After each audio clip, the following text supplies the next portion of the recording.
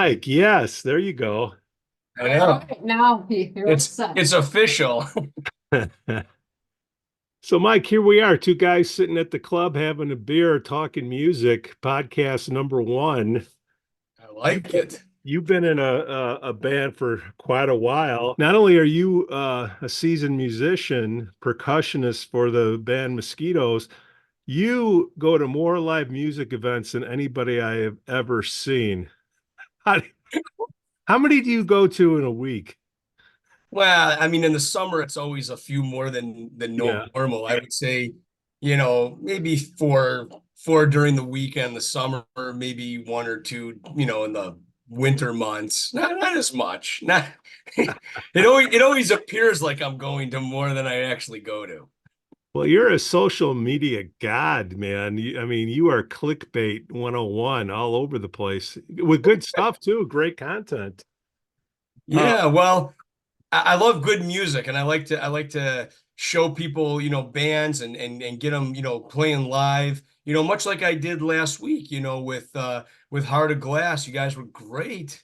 That was a lot of fun, and got to do a little bit of video for that and some video for the Chain and Deacon Frost. yeah, So no, it was much appreciated. And, you know, we, we've seen each other in and out, over the years. And, we shared drummer and our good old buddy Jeff fight.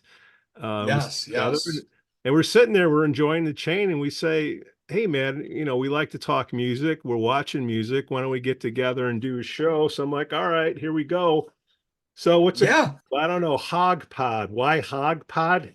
House of Heart of Glass podcast. I don't know. You start with one, you make mistakes, and you move on to the next one.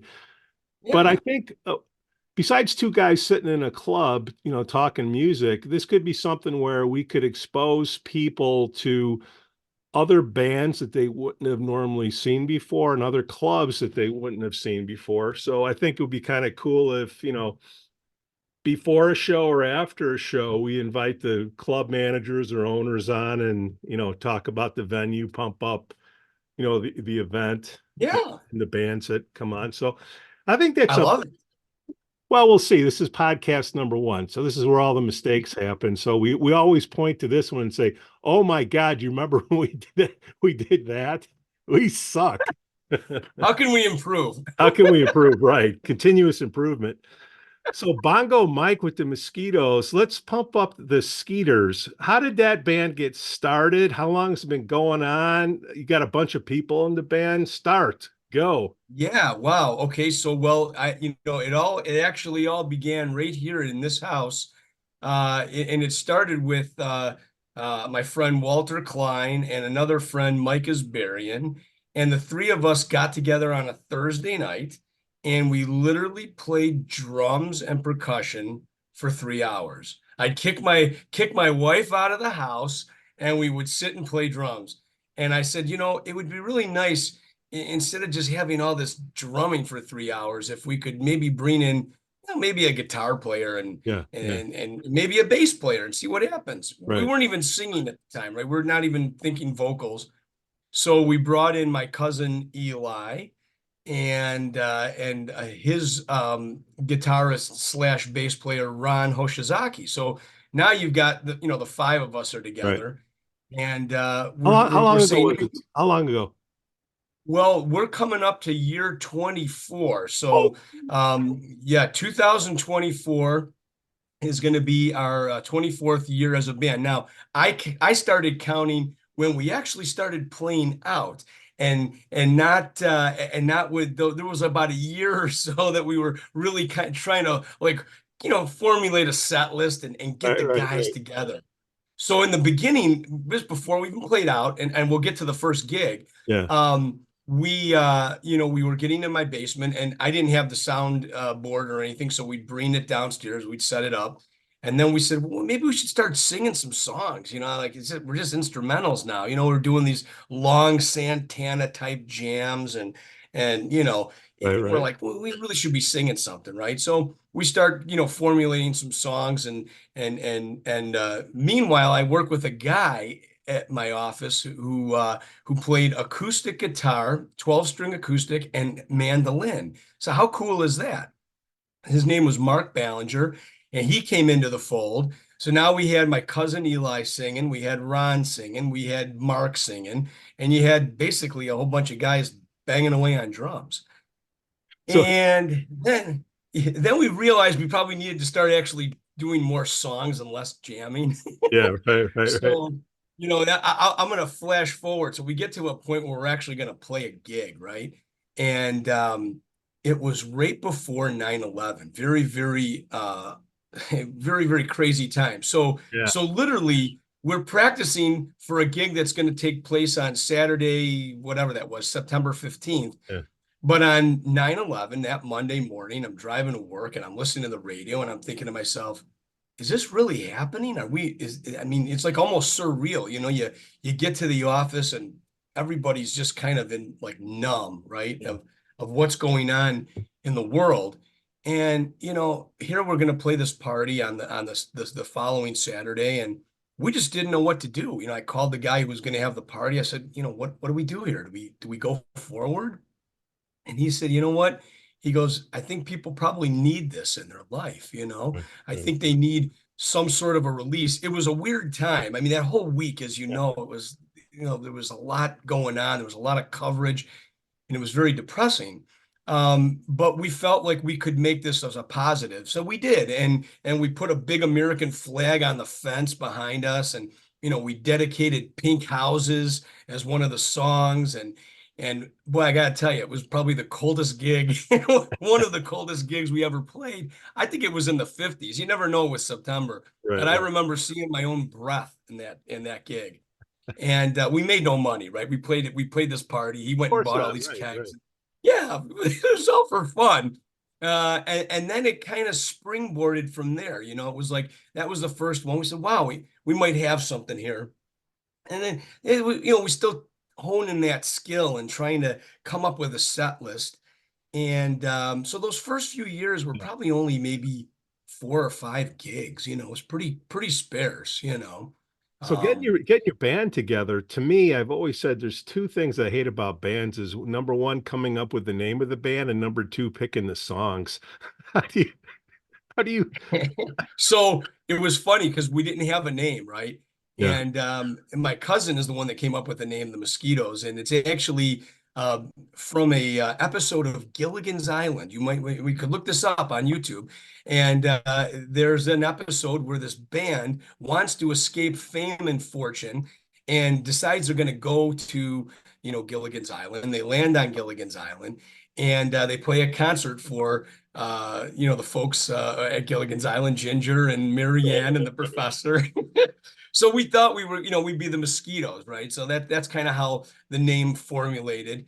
And the episode's kind of funny. There's like, each player in the band they're like the Beatles, right? There's like a 4-piece, not like our 10-piece band. yeah, So you got these 4 guys, they're named Bongo, Congo, they got yeah, goofy names. Anyway, that's where the name came from. We just needed a name.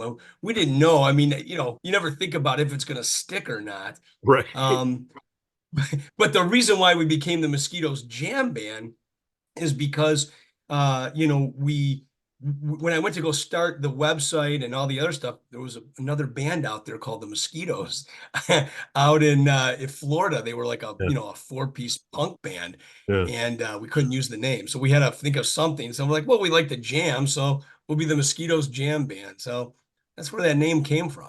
You're thinking on your feet, Mike. 20 Yeah, no, no.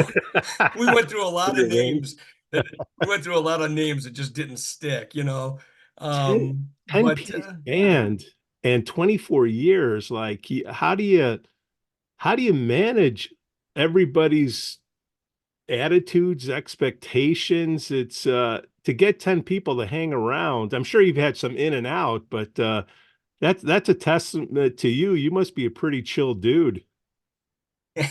Well, there's definitely no egos in the band. I think we all kind of, it's a give and take. We all have a voice. Everybody, gets to they all get to kind of give a voice of what songs we're going to do, and how we want to structure the songs. There has been some changes, but not a lot. I think really the biggest change that we had, and this is a kind of a cool story too. Yeah. So our keyboardist at the time is Ray Kirshner, and he works in an office in Northbrook, Yeah. and one of his workers has a daughter, and she shows up to our show in at the Gallery Cabaret in the city. I don't know if you've ever been there. It's Yeah. in Buckton.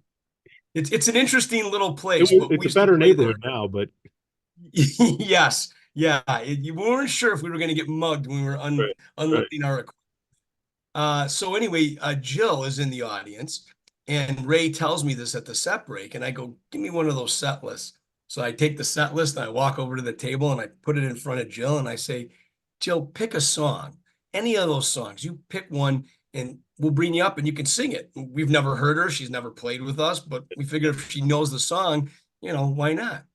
And she chose "Save Tonight" from Eagle Eye Cherry. So of course, we're going through our set. We call her up and she nails it. I mean, she just knocks it out of the park. And we look at the crowd and we look at the reaction that they got when they heard her sing. And everybody was just, amazed, right? Just clapping, just, I mean, it was unbelievable. So of course I looked at, Eli and Ray and I said, we probably should bring her Yeah. back. Yeah. Yeah. And in the beginning, we had to give her songs. We were Right. like, we had all these songs, and we're like, well, how about we give her, Ready for Love from, Bad Company, which we were covering back then. Let's give her Breakdown from Tom Petty. So she started doing those songs. And then slowly we started integrating and saying, hey, what do you want to do? What's the music you want to cover? And that's what she did. She came in with all these songs and it evolved. I think that was probably about 10 years in is when she came Right. in. But she's been with us at least 8 or 10 years into it. And so she's been with us ever since. And she's our lead vocalist, and she really, I think, is what took us to the next level in terms of having, being able to help with harmonies, and how important vocals are. Yeah. You have to have that. Right. And So starting out, Mike, it's isn't it rough? Like when you're the first band, you're on when everybody's sober. yeah. Isn't it easier once people have had a few? Like, how does it progress over your time when you're opening to headlining? What have you noticed the difference in the times going on and when people get into it? I know location comes into play, blah blah blah, but Yeah, location and time, and whatever time slot. Sometimes you get a time slot at a festival, and you might be playing at like 2 in the afternoon. Not yeah, exactly the witching hour for drinking and dancing, but you take what they give you, right, and right, and we're happy to play anywhere, anytime. It's all about getting the exposure. But yeah, I think it's just having the energy. You know how it is. Like when you first get on stage, the audience, for the most part, our audience knows us. If they don't yeah. know us, they're going to give us a listen in the beginning, and hopefully we can capture their attention and keep them engaged in the night. But yeah, for sure, when the as the night goes on, as the alcohol starts Yeah, the flowing, music gets better because I think the it's a great music gets better. I think it's a great contrast, with us because you've been doing it almost 25 years and I've, not even five, maybe six. And what I've seen and what you have seen and kind of comparing notes. Plus you got these other bands that are coming up. There's a lot more tribute bands cover. You got to be careful when you say cover and tribute. You get slapped in Yeah. the face and amongst the crowd to hang with. But it's all about connecting with the crowd, right? And having expectations because you've been around 25 years, people know what to expect, right? If you've only been around three or four gigs, if you're a cover band and you play other people's music versus being a tribute band where you focus specifically on one artist, at least it's easier to sell to the club. How was it selling to clubs and bookers, in the early days versus now? Now it's got to be like, hey, whatever. But back then, were you on the phones a lot? Who made all the calls? Well, we work with Joey DeMarco with United Talent, so he's been around a long time, and we've worked with him, knowing some of the club owners. It's not as difficult when you've got a relationship with the club owners. There's so many good guys out there that I deal with. It's very easy, you know. I mean, now it is, of course. Back then it was a little more, you know, there was a little more involved, I think, just in getting in touch with them and letting them know the music that you do. And of course, if we brought a good crowd in, that's all they really care about, you know. And we definitely are not a tribute or a cover, I mean, we're a cover band, but we're not a tribute band in the sense that we're not just doing one artist. You know, Yeah, yeah. we're really kind of all over the map. You know, from 60s, 70s, 80s, 90s, all the way to current. You know, it's so you know you got to explain to them what they're going to get. And we've always tried to keep the set list, I think, fluid. You know, by keeping this whatever 250 some odd songs, and we try and rotate them to keep it fresh for the people that come and see us and keep it fresh for us too. So we're not just playing that same, you know, 30 songs every gig. So how do you know what to add to the list? That's a that's the $1,000 question. You know, sometimes we get out there and we'll have suggestions and we'll do songs and you know we love the song and we think we cover it well and then sometimes it doesn't get the response you want. Well, what do? You know, I mean, you can't just scrap it on the first go around. So you try and you know, foster it a little Right, bit right. and try Foster, and get it out in foster. front of the people. Yeah, Yeah, you know, you're trying to see how it gels. And sometimes it just doesn't work. I mean, you know, let's take out the issue if the thing goes off the rails. You know, if something goes off the rails, you know, yeah, you're done, right? I mean, but you know, we've had that. We've had songs like that. We've had songs that we've played really well and we've loved doing, but you know, I never get the response. And then sometimes you're playing gigs where you know you want to have the crowd up dancing. You know, there's a certain energy yeah. when you have that. So you want to try and tailor the set list. Um, and Eli really does the set list. I mean, I kind of give my 2 cents, but he'll do the set list and then he'll send it out to everybody. And then we all kind of chime in. Jeff Fight very good about chiming in about what works and what doesn't, and where we think songs should be positioned based on tempos and you know what Right. songs are before it, what's after it. When you're coming to the end of you know of a set, you know, try and get the slower songs out of there earlier, you know, so you're not ending on a slow note, you know, or you know, don't want to put them to sleep. Sleep, yeah. My God, 10 people in the band. How do you manage to schedule? Like, what are the gigs that you have coming up, and how do you say, okay, everybody can make this date? Who's got to make those calls? Hopefully, you got some online scheduling or something. Well, yeah, we don't. We just do it by text, you know, and then we have, you know, we used to do it by email, but it's a little slower and people weren't looking at it. But that's a really good question. I mean, you know, with the text, we're all pretty responsive. We have a chain text going.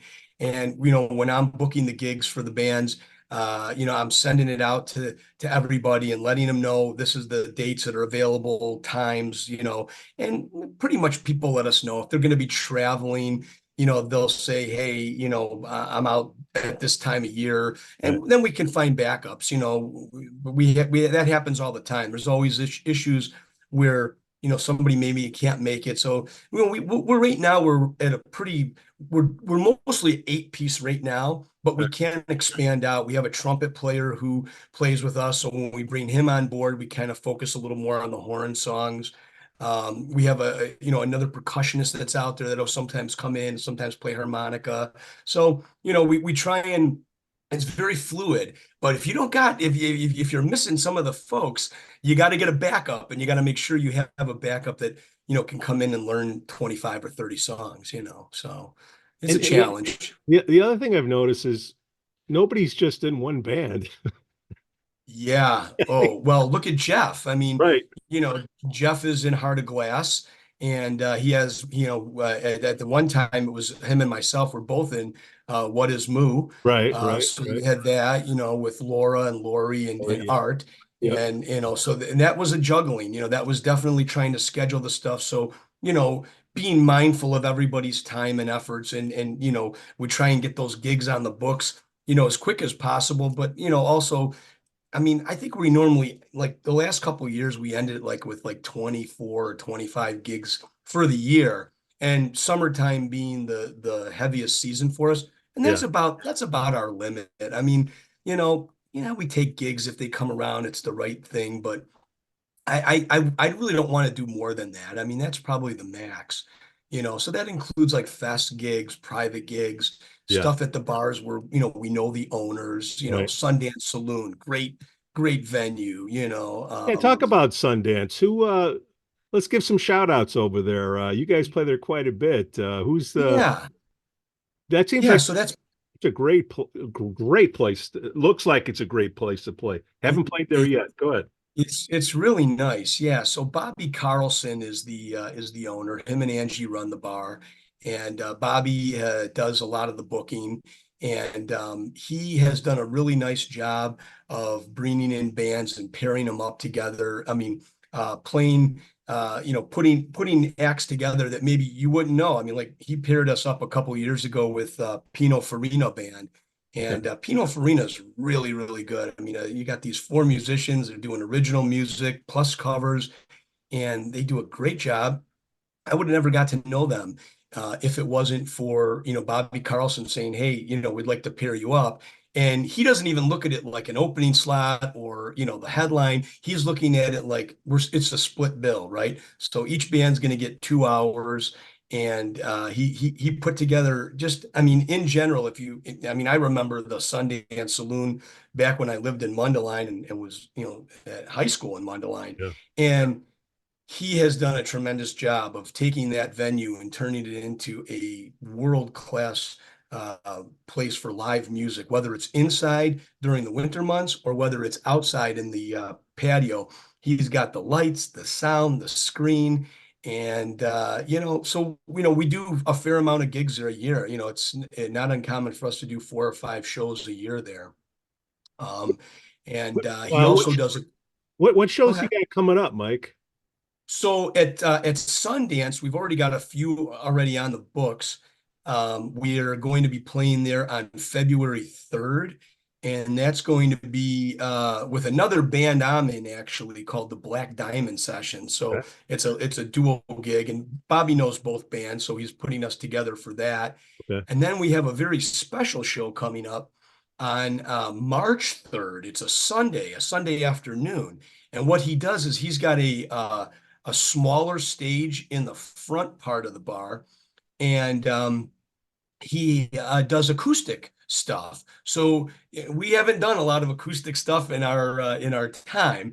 Yeah. So it's going to be very interesting to be stripping down and getting, using cajones and congas and bongos and getting to acoustic guitars. So that's going to be March 3rd, and that's an afternoon show, 2 to 5 p.m.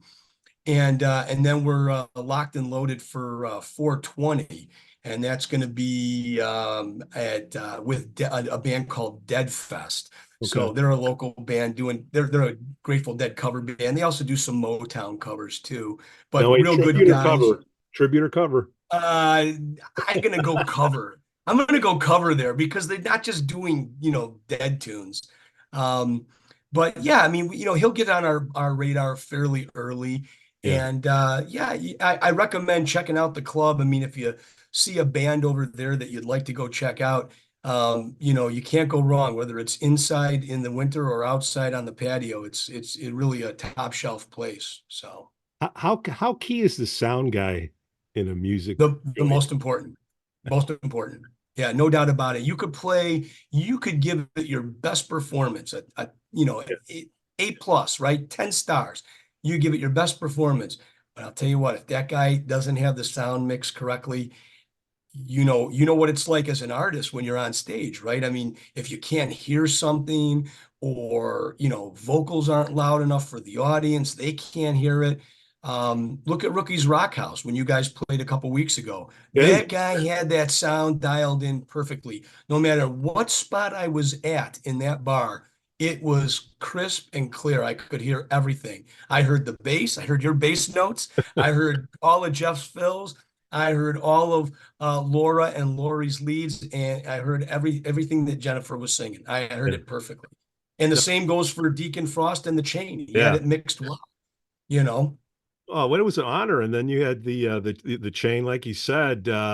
It was a treat. We're just sitting there, and we're trying to pay attention, but we also want to capture it and record it. And you can't. if the sound guy screws it up and the band can't hear what's going on and you go off, right? It could be a disaster. But no, It shout out can. to Tim. And then we should give a shout out to GM Bob Koza. Nice, real nice place. Yeah, he's got a top shelf venue there. Once again, nice stage, nice lights. It's got the tiers. So, you got what, Yeah. two tiers or three tiers there. You got a balcony. It's a renovated movie theater, but I went there the first time to go see Mike Dermond and the Coterie. They do these fundraisers periodically through the course of the year, and they were doing like heavy metal that day. So it was like a lot of, Iron Maiden, Black Sabbath, stuff like that. And I got to tell you, it was mixed perfectly. It was probably a little on the loud side, but for that music, it works, but never was it, distorted, it was always clear, very clear sound. Well, back to like 24, 25 years ago, the technology now, I mean, now they just walk around with the iPad and a couple bop, bop, bop. Yeah. I mean, there's still Yeah. an art to it, but even with the technology going into a place you can't hear your monitor, it's, you got a dead show, you better be And counting. yeah, counting and really just your ears and paying attention. Your Yeah. ears are open. You're listening to what's going on. It nothing worse than that. I mean, it's, but you got to muster through it. I mean, the show must go on, So right? it's I going mean, damn straight. you can't stop. Hey, new So bands out there, just keep playing. You may notice a yeah, mistake, but the crowd may not, unless it's nah, Mike. nah, right. Yeah. But it is the sound guy is the most important, and no doubt about it. We always say that, that's almost like your whatever fifth member, or your, in the Yeah, case of the Mosquitos, your 10th member or your 11th right, member, right, right, because right. that guy has to make sure that everything is just mixed perfectly. So mostly not just so you can hear it, but so the audience hears, Yeah. every little, nuance, and each instrument, a lot of instrumentation. And I think when sound guys see the Mosquitos coming in, I think their first reaction is, we are in trouble, as they got a lot of instruments. But then they realize that we really kind of know what we're doing. And Yeah, we've had sound guys say that, at first, glance, when we see all these instruments and all these people coming in, we're concerned and how the sound's going to be. But they said once we dial it in, um, you know, we're pretty easy to work with. I mean, we know we've got it down to a science after 24 years, and actually a lot more years for Eli and Ron and Jeff and a lot of the other guys right, who've been in right. bands, for many, many years. Those guys really understand the art of it, and where the sound has to be and what we have to do. And, so it's a give and take. You got to work with that sound guy. He's critical though. Yeah. I'll tell you what, you can play Hip the sound the guy. best performance. What's that? Hip the sound guy. Yeah, yeah. Well, a lot of times, there is yeah, I always forget to do the tip jar. I'm terrible at it, but yeah, if you got tips and you got a sound guy who's been working, it's Yeah. always nice to give him a little, something on the side, because, it's not easy. It's an art, just like you said, whether you have the iPad or you're working off of a regular, Yeah. old school board. It's not easy. Yeah, that's what we have. We've got one of those big boards, so we know. And there's all kinds of gremlins when you're working with, Oh, so little sounds that happen during the middle of the show. yeah. Yeah. So Mike, we're two guys sitting in a bar, we're talking music. We pumped you up, we pumped up some of the places you've played, you're gonna play. What are some venues that you've been to recently that some other people may have not seen, that you've gone to? You're like, wow, this is a pretty cool place to watch a show. And are there any other bands that you've seen out there like, wow, these guys are going to be up and coming? Yeah, that's a great question. Well, in terms of venues, I can tell you that the Rookies Rock House is fantastic. I mean, it really is a nice venue. Obviously it's not super close. It's East Dundee, but you know what? You get out there, the parking's great. It's a great little area with restaurants and bars and easy parking, easy in, top shelf. Yeah. Another venue that I really like that just recently opened. I believe it's up in McHenry. It's called the Vixen. Yep. And it sounds like a strip club. It doesn't even sound like a bar, but Right. the Vixen, you're expecting, strippers, but it's not. It's actually live music. And they also do like comedians and stuff like that. I think they even have like DJs too, but that's another really neat club. You get in there and it's got several tiers, and yeah, it's cool. It's right like in the like downtown McHenry. Yeah. But that's a really nice venue. Some of the venues that I like to go to, that I'll go frequent throughout the summer and stuff, is like Toadstool Pub, which I believe you actually covered us 2 years ago when we played at Toadstool Pub. Tom And Garrity, he likes to be called Toad. I can't do it, Tom. it's it's Toad. But yeah, he's great. I mean, he's a great guy to work with. He did a nice job of putting a stage out there in the back for the Yeah. summer, and he does music actually inside in the winter. He's got an atrium there between the two buildings, and he's added some curtains, and he's added some padding on the walls to kind of help with the sound. And it's a smaller area, obviously, for smaller bands, but it sounds pretty good, so he's done a good job. I've done some acoustic shows in there with another band that I've sat in with called Rally Days. So I mean, it's a neat little spot, and people like to go there. Teddy O'Brien's has the outdoor stage now. That's right down the street from Toadstool Pub. So that's another venue. Right up here in Mount Prospect, right by my house here, is Station 34, another cool venue to go to. They got rid of the stage. It used to be the Blues Bar, and then it changed hands a couple times, and now it's they don't have a stage, and so the people are playing on the floor, but it's still a pretty cool bar. Good food, good drinks, so it's You another go to place we do you go to Home over in Arlington Heights there? Is that still there or Yeah, not so much. So, an interesting story. When that place first opened, I don't know yeah. if you knew about it, but in the far back, the back of the place, it had a thing called the theater, right? It was Yeah, you yeah, open yeah. up these two doors, and it opens up to this huge stage, huge lights. I mean, I think it probably holds 1,500 people at least. It's huge. And we played there right when it opened. We actually had opened for Infinity. And wow, it was so great. And I just think it got to a situation where they just couldn't afford to open that back part up and bring bands that could draw that.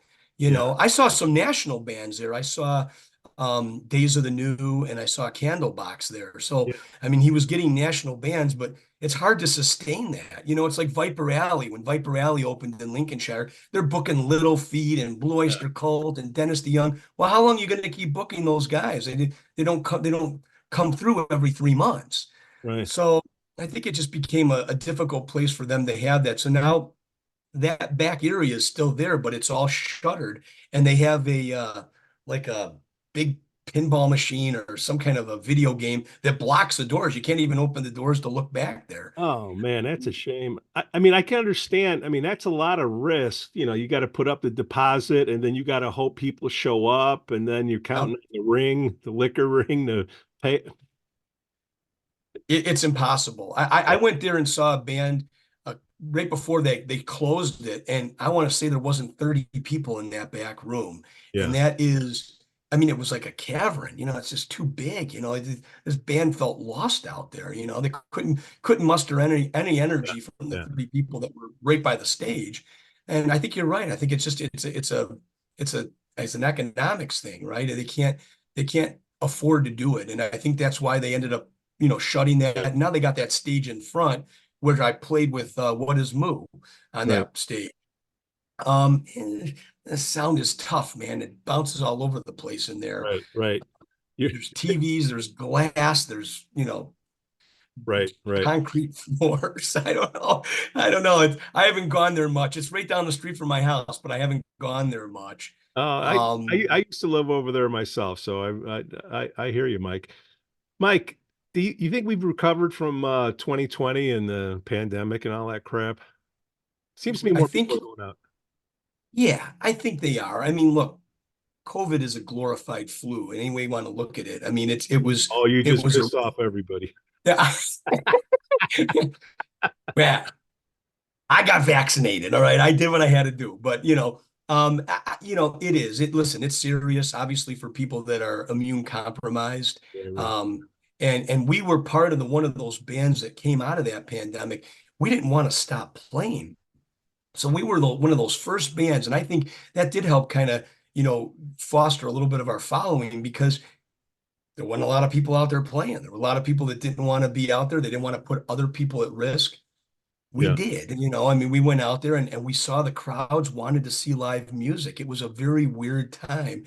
I think things have come back, and I think they've come back stronger than they were. I think clubs got smarter on how they booked their bands. I don't think they overload rooms anymore. I think what's worse than going into a bar and you're basically elbow to elbow with people. You can't move. That's no fun. You want to have some room. Fun So for I think they've Toad. looked at, yeah, I think they've looked at capacities and stuff Yeah. like that. Yeah. And Yeah. you know what? I think a lot of bars, listen, Toadstool Pub and even Teddy's. I remember when that pandemic hit, those guys were some of the first bars that said, you know what, we're going to do music outside. We'll put a tent out there. We'll heat the tent. We'll get Right. people to come out, and this is a safe way for people to enjoy live music. Right. Um, and people had to just kind of change the way they did things,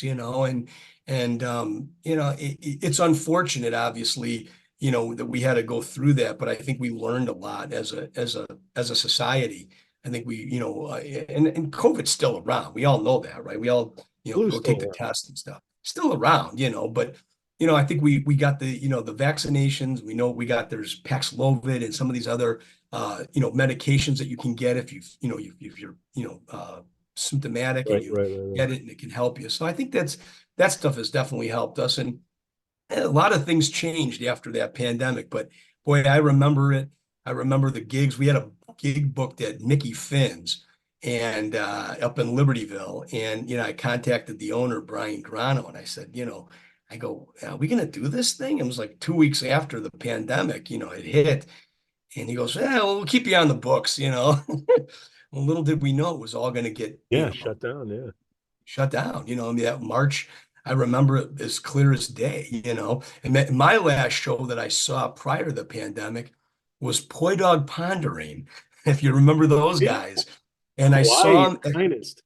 yeah, I saw him at the Tivoli Theater in oh God, Downers Grove, maybe, I Yeah. think. Downers Grove. You're right. Yeah. Yeah. Oh, and that was my last show before the pandemic. And then there was a big lull where, all the concerts got canceled. I Yeah. mean, Yeah. you know, everything was just crazy. It just shut down. But I think it's come back. I think we see it more now than we did, let's say, a year ago. The Right. Right. places are getting more packed and people are coming in and bar owners, they have to that's their livelihood. How do you pay the bills when you don't have people coming in? So Let me tell you what. restaurants too. There's nothing worse than when you're managing a place and you're meeting the bar owner the next morning after a stinker. Why did you Yeah, book that? There's a right. lot of pressure in this, man. A lot of pressure. Yeah. Yeah. Oh, 100%. Yeah. But yeah, the pandemic was a good learning experience, I think, for everybody. I think we all kind of recognized, you know, cover your mouth when cough and don't sneeze on people.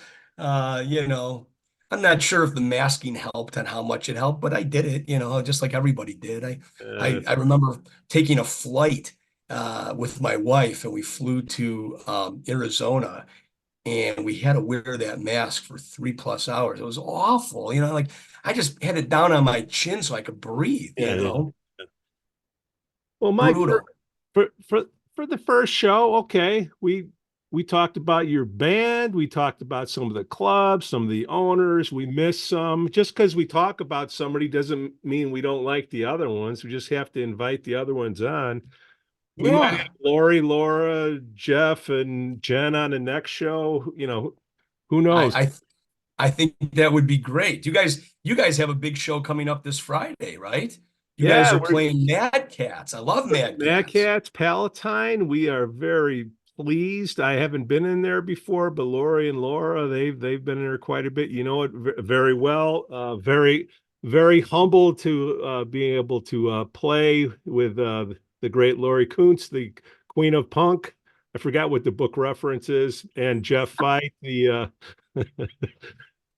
With Bad Reputation too, right? You guys bad got reputation. That's right. yeah, so you got the two bands, and Yeah, listen, the owners over at Mad Cats are awesome. Some great sound guy, Rick Lassier Rick. is Okay.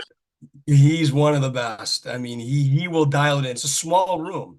You don't need to blast, Right, to right, get right. the to get the sound in there. It really is a fun place to play. And yeah, we play, and actually I play there with the Black Diamond sessions. The Mosquitos, I don't think we can fit on there. Black And Diamond barely fits in there. you'd have to be outside. Who else we got? Because I don't know any of the guys yet over there. Who else do we need to give a shout out to over at Mad Cats? Well, Mad Cat himself, I believe he's the owner. I'm actually forgetting the other owner's name, who I've talked to many times. I can't think of the guy's Oh, name, we got to have him on but the show. yeah, he's a really good guy, But I think Rick Lucero is the guy who also handles the booking too. Okay. Okay. So Rick's and actually a very good musician too. Rick plays keyboards. I'll oftentimes seeing him sit in like with Nick Bell. So I was at a fest one time watching Nick Bell, and they brought him out, and he was doing some John Lord Deep Purple. So how cool is that? So yeah, Very. but he knows that room. That's what's great about it. He's got his iPad, but man, he knows. Yeah, And yeah. if something isn't right or it's off, he'll fix it and get it right. And the sound will be really good for you guys on Friday, and a good double bill, right? Yeah. Bad Reputation and Heart of Jo- Glass, too. Joan Jett and Blondie tribute. And I think we got to say yeah, tribute. They're very tribute band. So if you like Joan Jett and Blondie, come out around 8 o'clock. Well, you better get there early because if you want to get a good spot it over in gets packed. yeah, Yeah, it's it's a small bar. I want to say it probably, I don't know what the capacity is, 100 people, 120. our Marshall's It's not listening. And then nah, totally fine. no, it's fine. And then to recap you, Mike, the Mosquitos, when's your next show? The first show for out of the books for 2024 is going to be at Whiskey River in Glenview. And one of the reasons why we took a little bit of time off is our keyboard player, Ray Kirshner, retired from playing full time. So we have a new keyboard player who's actually played with us before. He plays with Harry Reinhardt and in a band called Midnight. I'm not sure if you're familiar with them. Very good. They've been around a long time. His name is Greg Griffiths, and he is going to be taking over the keyboard duties for us. So that'll be the first one out of the gate. And then February 3rd, basically like, a week later or so, we'll be at Sundance with the Black Diamond sessions. And yeah, Black Diamond's the other band that I do. Those are the two bands that I got going amongst a lot of other sit-ins, with Derek Prosell and Victor Brown Band and all these other bands that call me up and say, "Hey, can you do this?" And then my wife says, "You gonna do another gig?" Really, another one? Mike, Bongo Mike. Great I'll go job, first Mike. show on the HOG Yeah, Pod because we don't have a better name. got to get a better name. Got to do it. Got to do it. That can't be Hog Pod. It'll be for show number one. We'll figure out what it is. I like it. I like it. Yeah. All right, Good. we'll get working on editing this, and sooner it gets out, the more people that can come out to the show over in Palatine Friday. Yeah, Mike, supporting live music is so important, I mean, I can't stress it enough that, the bands really appreciate it. The club owners obviously yeah, appreciate it. And let's be honest, we all need some live music in our life. It's something about seeing a band live, right? It's not quite the same when you put on a CD and listen to it. the Or energy. or I right. There's energy. Exactly. You know what I'm talking about. I saw you singing I'm My learning. Own Private Idaho. I wouldn't call that singing. That's why I like it. Now, Mike Orfanos or Orfanos. How do you say it? Yeah, I'm gonna make it real easy. Orfanos. Orfanos. Mike. Yeah, so it's like kind of like an like Ah, Orfanos. ah, Yeah, ah. That'd makes been it a much good. easier. It'd Yeah, been a good. people butcher it all the time. That's why we I do butcher bongo. everybody's names, Mike. Don't worry about It's totally fine. I'm used to it. it. Mike Orfanos of the Mosquitos, bongo extraordinaire. Thank you for episode 1. Can't wait for number 2. Yes, yes. We'll get some more guests on. I like it. All right, do it. Let's go.